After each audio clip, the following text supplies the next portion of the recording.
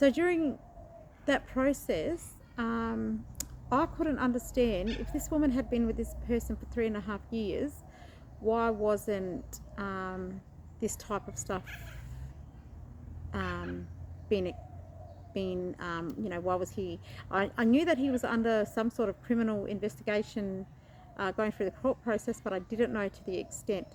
Now, they tried to say in my SCCI investigation, they tried to say that I knew significant history of his criminal history, and I did not know anything about his criminal history. The fact that he had disclosed to me that he was a drug dealer in Ceduna, and that he had previous stuff with his girlfriends, but the stories that he told me were he was the victim in that, and that's the stuff that he had disclosed to me. I knew about his car accident, and he actually told me what had happened, not what was in the media. So I'm not sure. He actually told me what had actually happened in the accident. He showed me photos of the accident.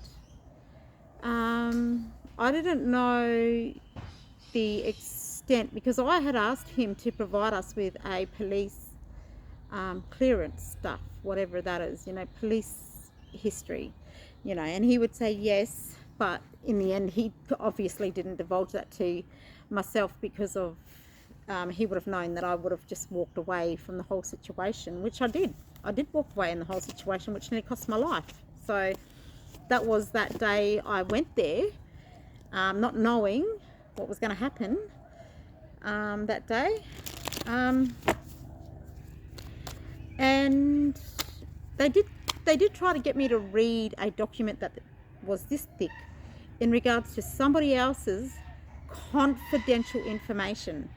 Now, this person hasn't given me any right to read that. This is about somebody else's confidential documentation in regards to this person's criminal history. They tried to blackmail me to be able to read this document, and I refused, bluntly refused. I'm not reading, that is a breach of confidentiality. I'm not reading somebody else's personal stuff around his criminal history. I was not having a bar of it, and they wasn't able to manipulate me to be able to read that document. So those are the things I want to just clear up. Let me just have a look.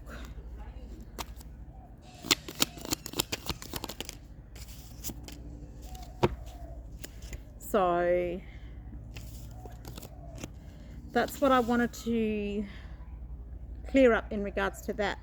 So in the discovery process that she was under no court orders, I had gotten to the state of depletion.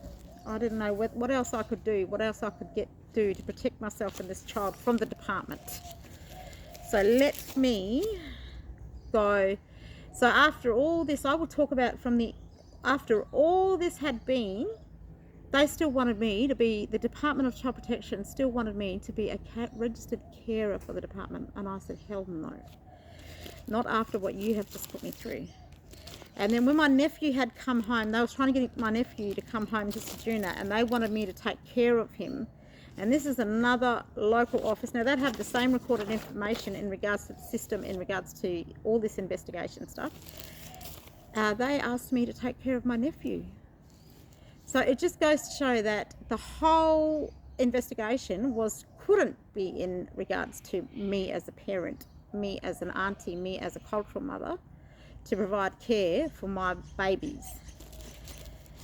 Because they still wanted me to look after these kids. They still wanted me to be a registered carer for the department. And I was like, no. You can't treat people like that and expect to continue to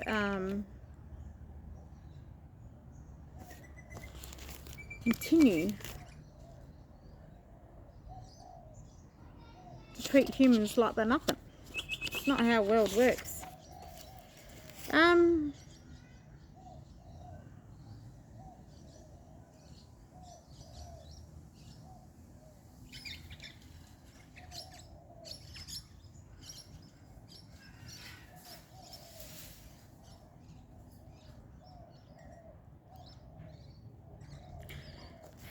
Don't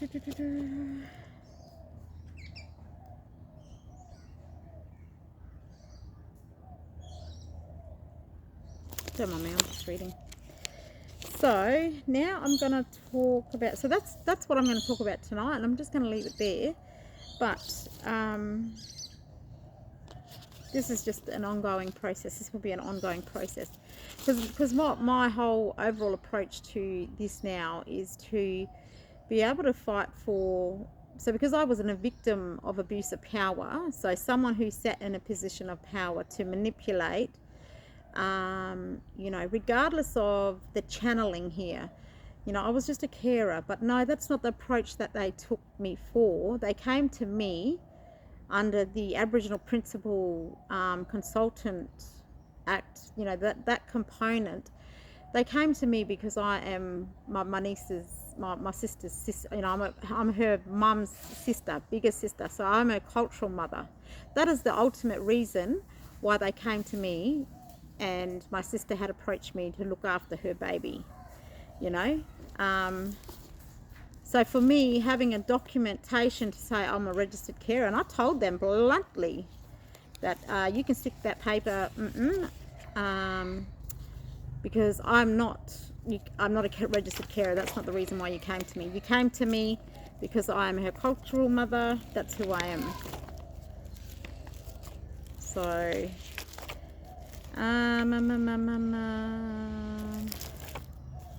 so we're just going to do some other stuff in regards to this.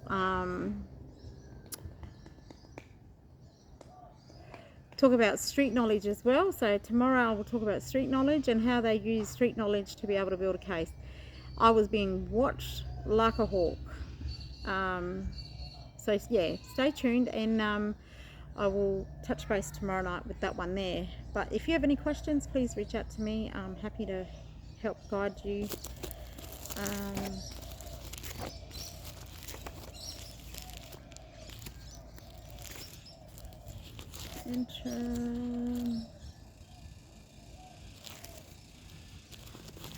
So I had in that time, so yeah, I'm not going to talk about anything else tonight, but that's what I wanted to talk about, and I will just get some spiritual guidance whether I'm going to post this video or not.